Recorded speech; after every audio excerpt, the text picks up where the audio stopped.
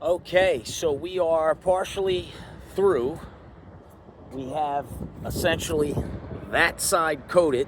So it's a good time to make a video just so you could see the contrast and actually know that something was done. So you can see we have a nice thick coat here.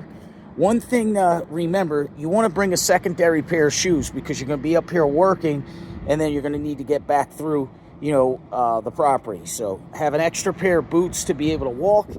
And then one other thing, we knew the chimney or the downspout was overflowing and then the leak was coming in through the elevator shaft. So we just tightened up all of those joints. You can see we have the lower level that curves up into the joint and then the top level overlapping that.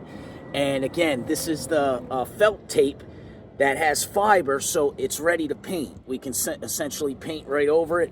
Not going to use a roller, going to use a 4-inch brush to do those details, same as we did around these boxes and these pipes, just not, ideal surfaces to roll. But you can see we have a nice shiny thick coat. As it's starting to dry, I can see some areas that we want to hit again. But again, we have 15 gallons and we're going to give this roof as much product as it will accept correctly. There's no real, determining factor for how much is enough. All I can say is that when you put too much on, you can see that. It starts to texture up. It doesn't lay nice and flat.